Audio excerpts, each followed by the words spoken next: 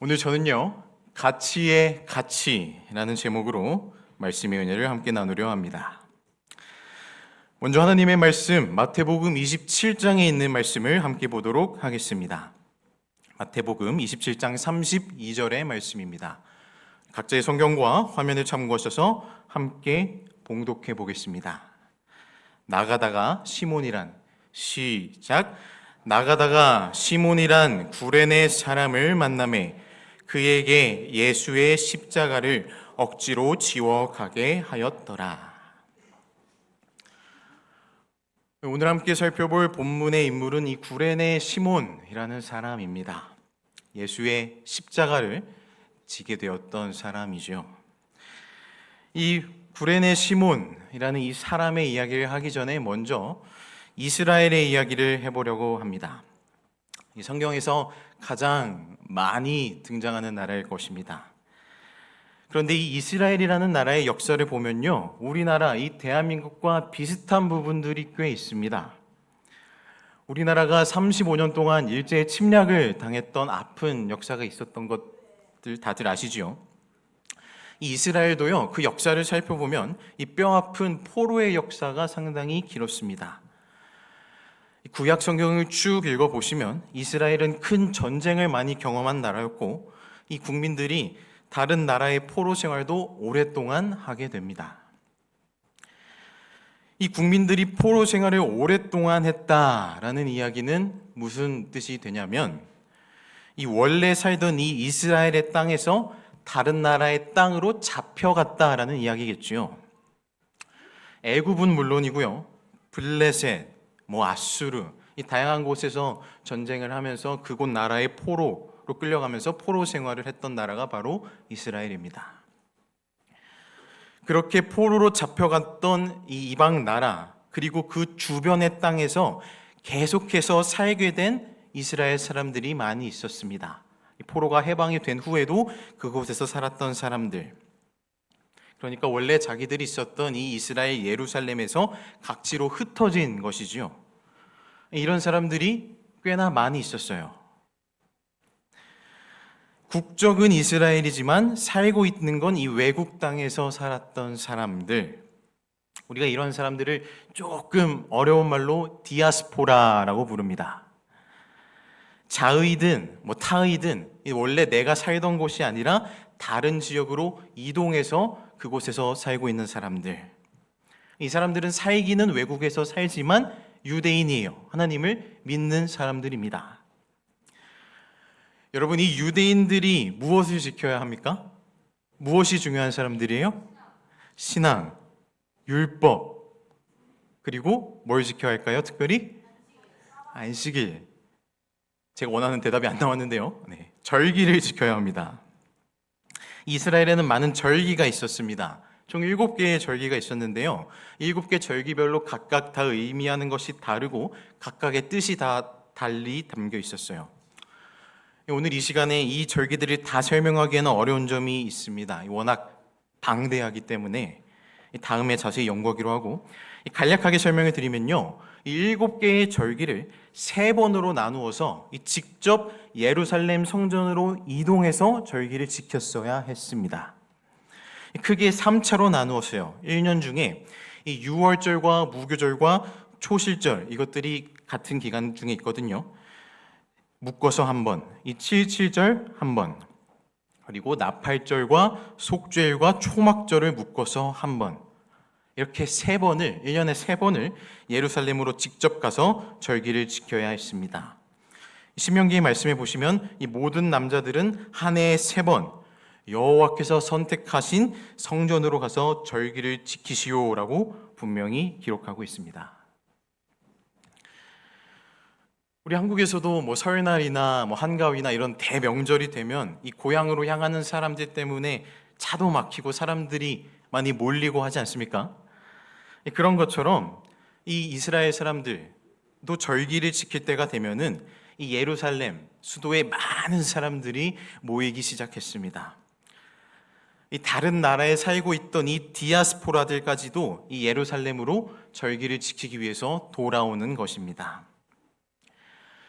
이 돌아오는 사람들, 순례자들, 그리고 이 원래 예루살렘에 살던 사람들까지 합치면은 이 정말 많은 사람들이 그 도시에 모였겠죠. 이 절기 때가 되면은 이 예루살렘 이 도심은 물론이고 이 주변으로 많은 그 작은 마을들도 덩달아서 바빠집니다. 이 절기를 위해서 이 예루살렘을 온 순례자들에게 숙박도 제공해야 되고요.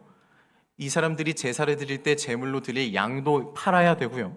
의식에 필요한 그릇도 제공해야 했습니다.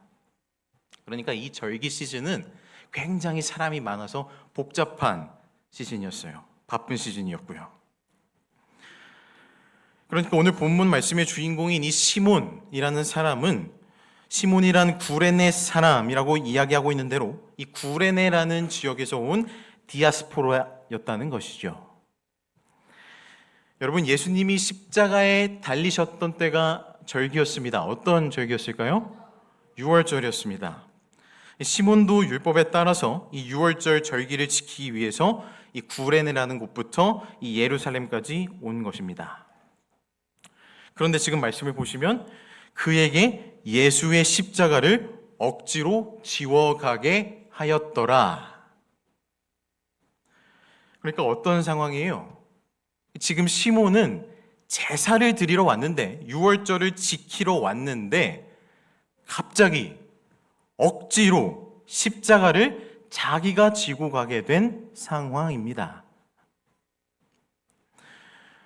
여러분, 시몬의 입장에서 한번 생각해 보십시오. 시몬의 입장에서 볼 때 이것이 잘된 일일까요? 시몬의 입장에서 생각해 보시죠. 예수를 대신해서 저 예수라는 사람들에게 죄인 취급을 받는 사람이 져야 할 십자가를 아무 상관없는 이 절기 지키러 온 내가 대신 지고 가는 것. 여러분, 이것이 과연 좋은 일입니까? 잘된 일일까요? 잠시 재미있는 세계 지리 공부를 좀 해보겠습니다. 이 구레네라는 지역을 조금 더 자세히 알아볼 필요가 있을 것 같아요. 이 구레네는요, 오늘날 아프리카 리비아 지역에 있던 작은 도시였습니다. 원래는 키레네라고 읽는데 이것이 한글로 번역되면서 구레네라고 기록하고 있어요. 지금은 아프리카에 속해 있지만 옛날에는 고대 그리스의 식민 도시기도 하였고, 이 로마 시대에는 이 도시가 작은 도시였지만 수도로 성장할 만큼이나 아주 중요한 도시가 바로 이 구레네였습니다. 지금도 이 구레네는요, 이 유네스코 세계유산으로 등재되어 있을 만큼 아주 유명하고 아주 값진 가치가 있는 도시입니다. 이 구레네가 그 나라 말로 벽이라는 뜻이에요. 저 지도에서 보시면, 이 지도가 잘 보이실지 모르겠는데 지금 이 구레네의 위치가 이 빨간색 동그라미 쳐진 곳이 구레네거든요. 지금 어디에 있는지 보이십니까? 이 오른쪽 가장 위에 이 구레네가 있어요. 위로는 바다, 밑으로는 이 리비아 지역의 사막. 그러니까 사막과 바다의 벽 역할을 하는 도시가 바로 이 구레네였다. 이 지중해와 사막을 구분짓는 이 벽의 역할을 했다는 것이죠. 이 유대 역사학자였던 이 요세푸스라는 사람이 이 구레네라는 도시에 대해서 연구하였는데, 이 구레네 도시의 4분의 1 정도가 유대인이었다고 해요. 정말 많은 유대인들이 살고 있었다는 것입니다. 이 구레네부터 이 시몬이 예수의 십자가를 대신 졌던 이 예루살렘까지는 무려 1000km가 넘는 거리였어요. 지금이야 비행기도 있고 기차도 있고 자동차도 있지만 이 당시에는 뭐가 있었겠습니까? 이 튼튼한 두 다리와 기껏해야 낙타, 말 정도가 있었겠죠. 나귀 정도가 있었겠죠. 저 왼쪽에 보이는 원이 구레네고 오른쪽에 보이는 원이 예루살렘입니다. 그러니까 이 구레네에서 예루살렘까지 가려면은 이 왼쪽에 지중해라는 바다를 끼고 쭉 돌아가야 해요. 사실상 국토 대장정입니다. 시몬은 이 머나먼 길을 정말 힘들게 갔을 겁니다. 열심히 이동해서 마침내 이 예루살렘에 탁 도착했을 거예요. 예루살렘이 어떤 곳입니까? 이 자신의 조상들이 그곳에 터를 잡고 이 성전을 세웠던 곳입니다. 옛날 영광스러운 다윗 왕의 성이 있는 곳이에요. 유대인들의 진정한 마음의 고향이죠.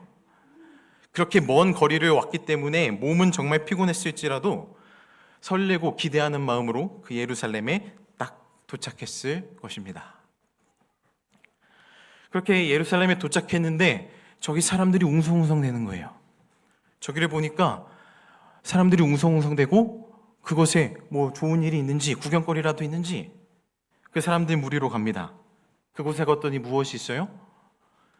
피투성이가 된 채로 십자가를 지고 채찍을 맞고 있는 한 죄인이 있어요. 힘겹게 자기가 매달린 십자가를 메고 언덕을 걸어가다가 힘에 겨워 넘어지고 다시 채찍을 맞고 일어나고 또 넘어지고 앞으로 비틀비틀 걸어가는 것입니다. 이 비틀비틀 되는 예수를 보니까 이 로마 군인들이 답답했나 봐요. 지금 빨리 십자가 형벌을 이 시간 내에 해야 하는데 이 사람이 계속 넘어지니까 답답했는지 이 군인이 갑자기 시몬을 가리킵니다. 시몬을 딱 지목하면서 너 나와. 너 나와서 네가 십자가 져. 네가 이 십자가를 져.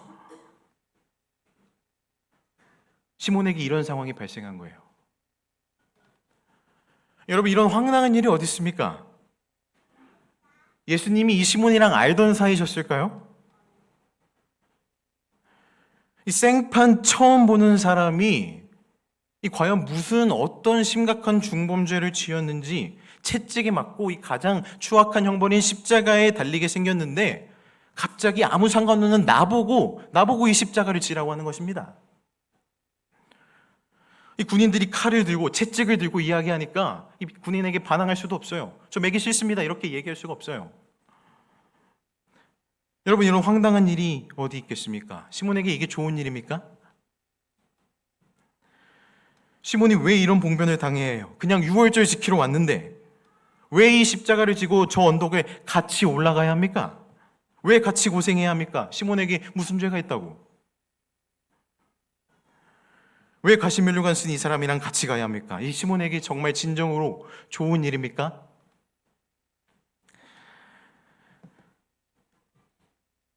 여러분, 잠시 다른 얘기를 해보겠습니다.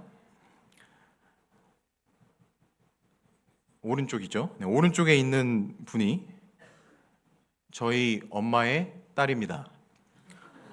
그러니까 제 동생입니다. 네, 왼쪽은 저고요. 지금이랑은 좀 다르지만 제가 힘든 일이 있을 때마다 편하게 이야기할 수 있는 좋은 친구이자 또 왼수이자 혈육이에요. 사이가 꽤 좋아 보이죠? 아마 여기 은경이, 민수, 하온이, 선우처럼 꽤나 사이 좋은 오누이입니다. 그런데 저희가 처음부터 이렇게 친하지는 않았어요. 어렸을 때 정말 많이 싸웠습니다. 어렸을 때 저희 오누이가 겪었던 일 중에 절대로 잊을 수 없는 일이 하나가 있습니다. 때는 바야흐로 21년 전 제가 7살이었고 제 동생이 5살일 때 일이었습니다. 저희 부모님이 정말 엄하게 저희를 기르셨거든요. 어린 시절에 저 회초리 정말 많이 맞았습니다. 정말 남부럽지 않게 맞았어요. 엄하셨는데 어디까지 엄하셨냐면 저희의 밥상까지 엄하셨어요. 물론 몸에 좋은 것을 이렇게 먹이고 싶어하는 것이 부모님 마음이겠죠. 저희가 채식을 했었고 야채, 과일 이런 건강한 음식들을 계속 먹이려고 하셨습니다. 이 과자나 간식 같은 것들은 정말 많이 못 먹었어요. 여러분, 근데 그렇게 엄하게 이렇게 야채를, 몸에 좋은 것들을 먹이려고 하면 애들이 감사합니다 하고 먹을까요? 잘 안 먹나 봐요. 네. 맞아요. 더 먹기 싫어져서 잘 안 먹게 됩니다. 이렇게 야채를 먹기 싫어하게 되면 이 어린아이들이 뭘 먹고 싶어 하는지 아세요? 간식. 뭘 먹고 싶어 할까요? 고기, 아이스크림, 치킨, 몸에 안 좋은 것들.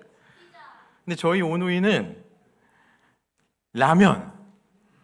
저희가 라면을 그렇게 좋아했어요. 자주 안 끓여주시니까 더 좋아하게 되는 거죠. 어느 날이었습니다. 저희가 아버지 말을 되게 잘 들었었나 봐요. 아버지가 며칠 뒤에 라면 끓여줄게 이렇게 약속을 하셨습니다. 저희가 이렇게 기대하면서 그날을 기다리다가 딱 그날이 되었어요. 그날은 아침부터 비가 내렸습니다.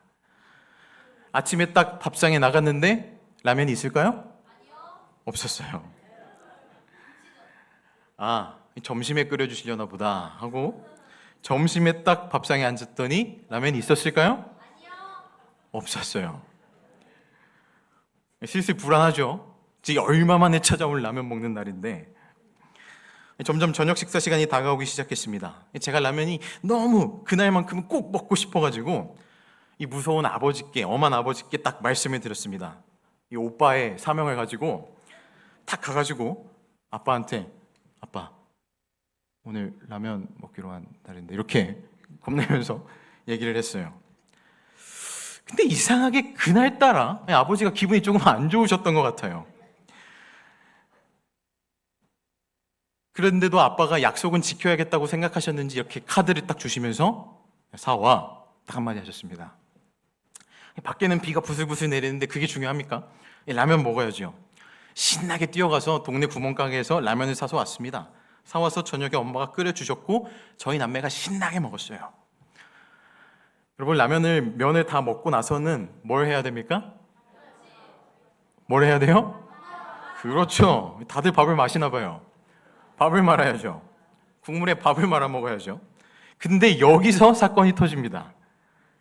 그 밥 말아 먹는 라면 국물을 서로 먼저 퍼먹겠다고 저랑 제 동생이 싸움이 난 거예요. 서로 국자를 쥐고 막 내가 먼저 먹을 거야, 내가 먼저 먹을 거야, 이렇게 막 싸움이 난 거예요. 안 그래도 그날 기분이 조금 안 좋으셨던 아버지가 저희가 싸우는 모습을 보시고 어떻게 하셨을까요?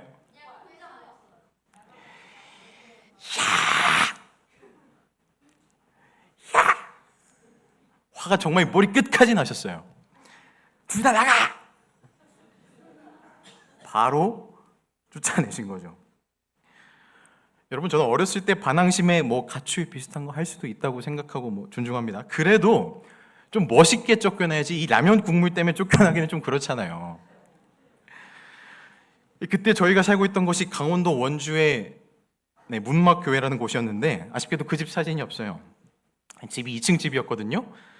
저희가 아버지께 쫓겨나서 1층 그 현관문 이 처마에 둘이서 쪼그려 앉았습니다. 비가 부슬부슬 내리고 저희는 집에서 쫓겨났는데 갈 곳은 없고 살 길이 먹먹하죠. 그제서야 저희가 진짜 잘못했구나 깨닫게 되었나 봐요. 막 동생이 울기 시작합니다.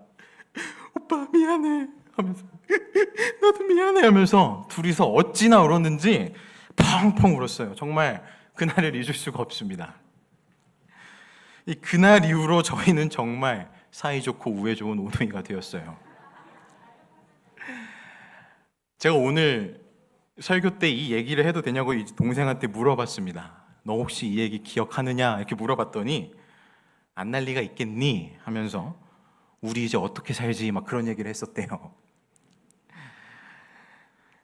여러분, 만약에 그날 저녁에 저 혼자만 쫓겨났으면 어떻게 되었을까요? 만약에 아버지가 너는 오빠가 돼가지고 그것도 동생한테 양보 못하냐? 이 모범을 보여야지 하면서 이렇게 혼자 쫓겨났으면 어땠을까요? 아니면 제 동생만 혼자 쫓겨났으면 어땠을까요? 너는 동생이 야 오빠가 나이 많은데 당연히 오빠가 먼저 먹어야지 하면서 동생만 쫓겨났으면 어땠을까요? 만약에 둘 중에 한 명만 쫓겨났더라면 아마 그 일로 상대를 더 미워하게 되었겠죠. 여러분, 힘든 시간을 같이 겪는다는 것은요, 서로에게 좋은 의미가 되어줄 가능성이 큽니다. 어떤 고통이라는 시간을 겪을 때에 혼자와 같이는 엄청난 차이가 있어요. 같이 고통을 겪는 것은 그것이 비록 고통의 힘든 시간일지라도 각각 그들에게 어떠한 의미를 주고 있는 시간이라는 것입니다. 여러분, 다시 구레네 시몬의 이야기로 돌아가 보시죠. 자기랑 아무 상관없어 보이는 이 사람의 십자가를 대신 집니다. 대신 지고 언덕을 같이 올라갑니다. 이 3, 4개월 동안 저 아프리카 땅부터 이 예루살렘까지 오느라 지금 몸이 지쳐서 힘들어 죽겠는데 나는 지금 가서 내 할 일 해야 되는데 이 6월절 제사 지내야 되는데 시몬은 십자가를 집니다. 십자가를 지고 같이 그 고난의 길을 같이 올라가요. 하나님의 아들이라고 주장했지만 지금은 죄인 신세가 되어버린, 사람들이 손가락질하는 저 예수라는 사람과 함께 그 언덕을 같이 올라갑니다. 여러분, 이것은 시몬에게 잘된 일이었습니까? 자기가 지어야 할 십자가가 아니었던 그 십자가를 자기가 지고 예수와 같이 올라가는 것은, 이것은 시몬에게 의미가 있는 일이었을까요? 그 질문에 대한 답은요, 놀랍게도 시몬에 대한 소개에서 나타납니다. 여러분, 우리가 오늘날 면접을 보거나 이직을 할 때 이력서라는 것을 쓰지요. 오늘날 우리가 쓰는 이력서를 작성할 때에는 큰 틀에서 공통점이 있습니다. 바로 나에 대한 이야기라는 것이에요. 나는 어느 것을 졸업했고, 어디 학교를 졸업했고, 무엇을 전공했고, 나는 이런 스펙이 있습니다. 나는 이런 사람입니다. 라는 것이 일반적인 이력서입니다. 그런데 여러분, 이력서, 자기소개의 이런 형태는 그렇게 오래되지 않았습니다. 인류의 역사를 통틀어 봤을 때에 모든 인류 역사에서의 이력서는 바로 누구의 아들이었어요. 노아의 아들, 아브라함의 아들, 이삭의 아들, 누구누구의 아들, 누구. 거꾸로 소개한 적이 없어요. 아버지가 먼저입니다. 이 사람은 이 남자의 아들이다라는 것이 소개였어요. 일반적인 소개였습니다. 그런데 오늘 본문에 등장하는 이 구레네 시몬이라는 사람에 대한 소개는 이 일반적인 소개와 다릅니다. 조금 특이했어요. 이 구레네 시몬에 대해서 마가는 이렇게 기록을 했습니다.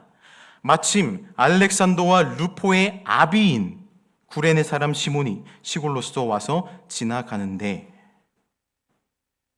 여러분, 앞에서 본 소개의 기법과 다르지요.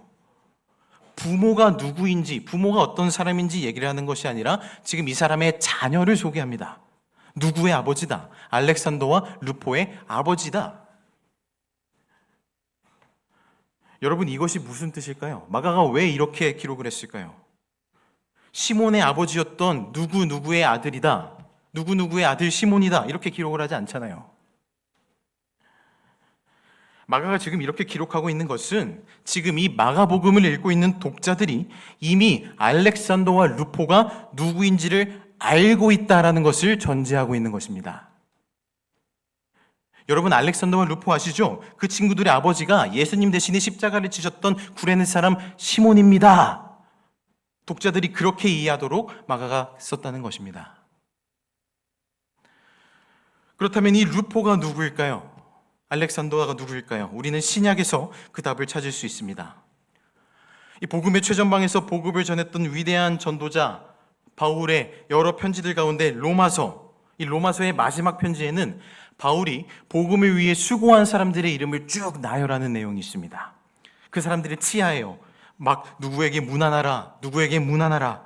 그 사람들을, 복음을 위해 일한 사람들을 계속해서 나열합니다. 그 기록을 보시면요, 이 이름이 등장합니다.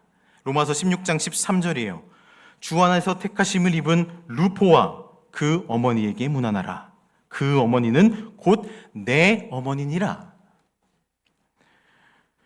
바울이 지금 이 루포의 어머니라는 분이 내 어머니라고 부를 정도로 감사한 분이다, 이렇게 얘기하는 것이죠. 여러분, 이 이상 이 루포의 어머니 이야기는 더 이상 나오지 않습니다. 그러나 바울이 특별한 감사를 표할 정도로 이 루포의 어머니는 초대교회의 성실한 일꾼이었다는 사실을 우리는 알 수 있죠. 결국 무엇입니까? 이 로마라는 그 어마무시한 땅에서 사도 바울이 어머니라고 불렀던 그 루포의 어머니, 그녀는 결국 이 구레네 사람 시몬의 아내였다는 것이죠. 십자가와 전혀 상관없던 사람, 자기가 드려야 할 제사를 드리러 온 이 아프리카의 디아스포라였던 시몬이 십자가형에 처해진 예수의 십자가를 대신 졌고 같이 그 길을 걸어 올라갔던 것입니다. 그 골고다 언덕을 같이 올라갔던 시몬은 그가 겪었던 예수님의 이야기를, 그가 들었던 예수님의 이야기를 구레네로 돌아가서 가족에게 전합니다. 내가 예수라는 사람을 만났다. 내가 그 사람의 십자가를 지게 되었다. 같이 그 골고다 언덕으로 올랐다. 그가 우리를 위해 죽으시고 다시 살아나셨다. 그가 보고 들은 이 놀라운 이야기를 가족에게 전합니다.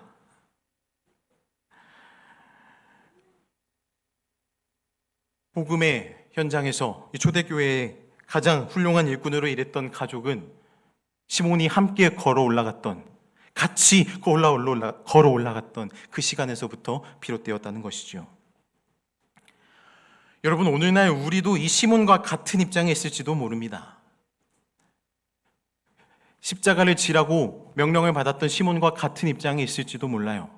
예수 그리스도가 나와 무슨 상관이 있는 것인가? 저 예수라는 분이 나를 위해 십자가를 진 것이 무슨 의미인가? 내가 져달라고 그랬나?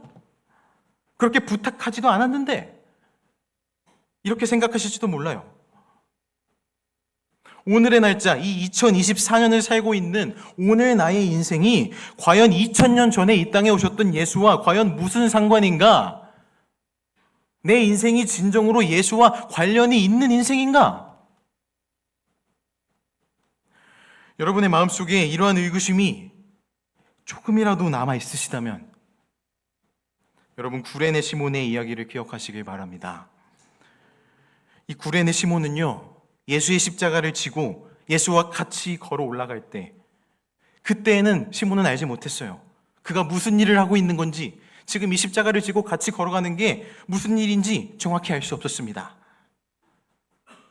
그러나 십자가를 지고 예수님과 같이 그 골고다를 올랐던 그때는 분명히 시몬에게 은혜의 때였음이 분명합니다. 그는 예수와 같이 올라감으로 평범했던 자신의 삶을 예수를 전하는 삶으로서 살아갈 수 있게 되었던 것이지요. 우리 또한 마찬가지입니다. 여러분, 지금 우리가 살고 있는 우리의 삶이 어떤 삶인지 알 수 없을지라도, 지금 살고 있는 내 삶이 예수님과 과연 어떤 관련이 있는지 모를지라도 언젠가 반드시 은혜로 바꾸시는 하나님의 때를 신뢰할 수 있게 되기를 간절히 소망합니다. 여러분, 그 은혜를 누리실 수 있도록 십자가를 지고 예수와 같이 걷기를 선택할 수 있는 모든 성도들 되시기를 간절히 바랍니다. 여러분, 이 사복음서를 끝으로 구레네 시몬의 이야기는 더 이상 등장하지가 않습니다. 여러분, 오늘 내내, 이 설교 내내 시몬 이야기를 했는데, 이 시몬이라는 이름을 들을 때마다 떠오르는 사람이 있지 않으세요? 원래 시몬 하면 누구입니까? 베드로지요. 예수님의 사랑하시는 제자 시몬 베드로잖아요. 그런데 아이러니하게도 오늘 구레네 사람의 이름도 시몬입니다. 똑같죠? 이 두 사람의 이름이 똑같은 것은 똑같구나 하고 그냥 넘길 이야기가 아닙니다. 성경은 절대로 이름을 함부로 사용하지 않아요. 하나님은 자신이 정말로 사용하시길 원하는 사람들의 이름에 굉장히 감각적으로 임하셨어요. 아브라함을 아브라함으로, 야곱을 이스라엘로 이름을 바꾸세요. 위대한 민족으로 너를 세우겠다. 내가 너를 사용하겠다. 이 이름이라는 것은 절대로 성경에서 우연히 사용되지 않습니다. 이 시몬이라는 이름도 마찬가지예요. 시몬 하면 제일 먼저 떠오르는 베드로는 예수님이 십자가를 지시기 전에 이렇게 얘기했었습니다. 주여, 내가 지금은 어찌하여 따를 수 없나이까? 주를 위하여 내 목숨을 버리겠나이다. 다른 사람이 다 버려도 저는 주님을 따르겠습니다. 자신 있게 얘기했었지만 여러분, 베드로는 어떠했습니까? 3번이나 주님을 부인하고 무너지는 모습을 보여주게 됩니다. 그리고 아이러니하게도 구레네에서 온 다른 시몬이 그 십자가를 지게 돼요. 여러분, 영적 상상력을 한번 발휘해 보십시오. 이 시몬 베드로가 십자가를 지고 가는 저 구레네 사람 시몬을 보았다면, 예수님 대신 십자가를 지고 그 언덕으로 올라가는 이 구레네 시몬을 보았다면 베드로는 그 장면을 보면서 무슨 생각을 했을까요? 저 십자가 내가 져야 하는 건데, 내가 예수님을 위해서 목숨을 버리겠다고 약속했는데 내가 왜 지금 여기 있지? 내가 예수님과 같이 걸어 올라가야 되는데, 정말 가슴이 찢어질 정도로 슬퍼하지 않았겠습니까? 마치 거울처럼 말이죠. 자신이 져야 했던, 자신이 약속했던 그 십자가를 결국엔 지지 못한 스스로의 약한 모습을 발견하게 되는 것입니다. 가장 가까이서 가장 열정적으로 예수님을 따랐지만 결국 십자가를 지는 영광을 이 구레네 시몬에게 넘기게 되어버린 것이죠. 예수님과 같이 있는 것, 그것을 위해서는 저 무거운 십자가를 매야 할지라도 저 죄인의 이름을 달아야 할지라도 그래도 주님과 같이 있는 것. 베드로는 이 가치의 가치를 잃어버리게 된 것이죠. 가치의 가치. 여러분, 이 가치라는 두 글자가 주는 힘이 얼마나 따뜻하고 강력한지 아십니까? 가치라는 이 두 글자에는 따뜻한 힘이 있어요. 먹어 앞에 가치가 붙으면 같이 먹어가 됩니다. 가 앞에 가치가 붙으면 함께 가는 가치가가 돼요. 같이 놀아 앞에 가치가 붙으면 다른 친구들과 함께 놀 수 있는 즐거운 말이 돼요. 닦아, 혼자 힘든 일을 하고 있어도 가치라는 말이 붙으면 같이 닦아 함께 할 수 있는 일이 됩니다. 들어, 힘든 일이어도 같이 들어. 굉장히 용기를 주고 따뜻한 말이 되지요. 여러분, 어떤 일이든지 그 앞에 가치라는 단어가 붙으면 정말 따뜻해지고 우리가 더 좋은 감정을 느끼게 되지요. 여러분, 이 가치의 가치를 가장 잘 알고 계신 분이 바로 예수님이십니다. 볼지어다 내가 세상 끝날까지 너희와 항상 함께 있으리라. 같이 있겠다 약속하시잖아요. 예수님은 분명히 우리와 같이 있고 싶어 하세요. 문제는 우리입니다. 우리도 예수님처럼 예수님과 같이 있고 싶어야 해요. 예수님을 따라가고 싶어야 해요. 그것이 우리가 정말로 행복할 수 있는 길이라는 것을 우리가 깨달아 알아야 합니다. 여러분, 예수님께서는요, 자신을 따라서 예수님 자신과 같이 갈 수 있는 방법에 대해서 분명히 말씀하여 주시고 계십니다. 마태복음 16장 24절이 기록합니다. 예수께서 제자들에게 이르시되 아무든지 나를 따라오려거든 자기를 부인하고 자기 십자가를 지고 나를 좇을 것이니라. 여러분, 시몬 베드로에게 구레네 시몬이라는 거울이 있었지요. 원래 자기가 약속한 대로 십자가를 져야 했던 베드로가 그러지 못했던 자기 자신을 발견하게 된 것입니다. 예수님께서 우리와 같이 가길 원하시는 그 예수님께서 우리에게 원하시는 것은 분명합니다. 우리가 우리의 십자가를, 자기 십자가를 지는 것입니다. 왜냐하면 우리가 우리의 십자가를 짐으로써 내 십자가를 질 때에만 예수님을 쫓을 수 있고 예수님과 같이 있을 수 있기 때문이에요. 여러분의 삶에 지금 어떠한 어려움이 있으십니까? 저 무거운 십자가처럼 여러분의 삶에 끌고 가야 할 인생의 고통과 어떠한 말 못할 문제들이 있지는 않으세요? 여러분, 꼭 기억하시길 바랍니다. 여러분의 삶에 주어진 그 십자가는 형벌이 아닙니다. 십자가는 저주가 아닙니다. 십자가는 예수님을 만날 수 있는 축복입니다. 예수님과 같이 있을 수 있는 축복이에요. 우리는 이 십자가가, 무거운 십자가가, 문제들이 나에게서 지나가기를 바라는 약한 존재들이지요. 빨리 어려운 일들이 나한테서 지나가기를 바라면서 살아요. 그러나 여러분, 이번 주만큼은 오늘 이 예배가 마치고 저 성전문을 나서시면서 여러분의 일상으로 돌아가실 때 여러분 이렇게 기도하시길 바랍니다. 하나님, 이 십자가를 저에게서 옮기지 마십시오. 제가 져야 할 제 십자가를 옮기지 마시고 제 십자가가 바로 세워질 수 있도록 도와주십시오. 이 십자가를 제가 짐으로써 제가 예수님과 같이 있을 수 있도록 도와주십시오. 이 기도가 오늘날 우리의 기도가 되기를 간절히 바랍니다. 사랑하는 중화동교회 모든 성도 여러분, 여러분의 십자가를 지겠다고 결심하게 되기를 간절히 소망합니다. 다가오는 한 주 성도 여러분의 모든 삶이 예수님과 같이 함께 있는 삶, 세상의 다른 어떤 삶들보다도 가치 있는 삶이 되기를 간절히 소망하며 말씀을 마치겠습니다.